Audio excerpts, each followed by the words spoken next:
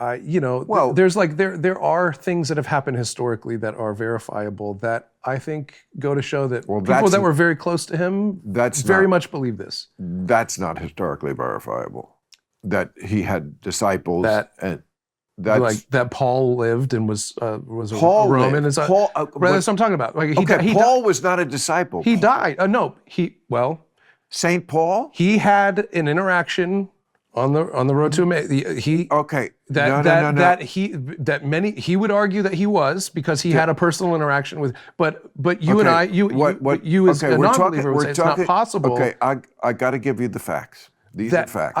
I Jesus dies in 33 AD. Paul was writing in the 50s. He was Saul of Tarsus. Yes. He had a vision on the road to Damascus. It was a cross in the sky. He never met Jesus. And in fact, one of the things that's so iffy about the Gospels is that the Gospels, which are written 20 years after St. Paul was writing, know way more about Jesus than Paul does. The voice that he was talking to. So you have to believe in magic. You have to believe in magic for it to be true. Great. I accept that. I accept it too. I accept that you have to believe in magic. And I admit, I do believe in magic. The voice he was talking to said, "Why do you persecute me?" And he was trying to kill Christians. And I love this is Christ that he's talking about. So I believe that he did have an interaction, personal interaction with the person that he died. Oh, I see. Okay, defending. All right, great. And you know what? I love that. I don't have to agree with everybody on everything. I feel the same way. I love my magic. I love my magician brothers. That's it. That's what it boils down to. This quarter behind your ear. Yeah, totally.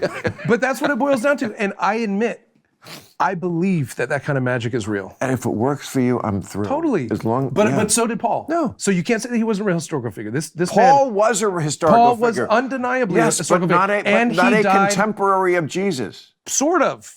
Oh, I see. With the people would argue this with him in his own day, of course. His own peers. Not by our not by those standards of apostleship, but I would say that he was because of that interaction. It's funny when we went to one of the stops in religious was Holy Land in Florida. It's like it's basically Disneyland for Christians. Right. And I talked to it's one of my favorite parts of the guy who plays Jesus in the thing, and there's a whole pageant where we see him walking on the Villa di Olorosa, with the 7 stops and carrying the cross, and people are taking pictures. And but he, I was asking him about I said, when I was a little Catholic boy, the first thing they said is, they were very proud of the fact that they were this was a monotheistic religion, that we had one God. I think they were thinking it was a big, flex over the pagans and heathens with their many gods. They're so unsophisticated. And we have one God, and his name is God. And he has a son, Jesus, who's also God. Right. And I was like, wait, the Trinity. Right away. I'm like, didn't you just tell me aren't we over the limit?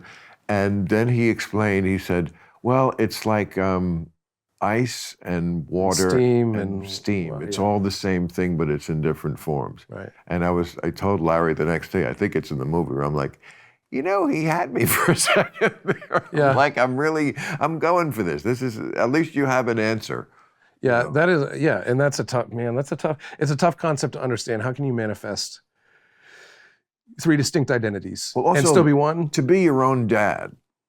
Yeah. It's got to be, come on. Yeah. That's a subservient manifestation to the spirit manifestation. That's hard. It's hard for people to understand. But that also is right. If you deny that, you are not a Christian. Right. The Trinity is the very core. Stick with your brand. Exactly. It is the very core. That's exactly. So you must again. That's what I'm saying. You must believe in this kind of magic. When Frank does his thing, I'm like, you have to do that to you're the Pope. You got to be, that phrase, more Catholic than the Pope. Right. Nobody should be. Right. Totally. And he's got to he's trying to move. I can tell he wants to move faster, but you got to bring the flock with you. Not everyone in the parade is at the head of the parade. Right. Hey, thanks for watching the clip. Hit the subscribe button now so you never miss out on our Club Random content that's posted daily.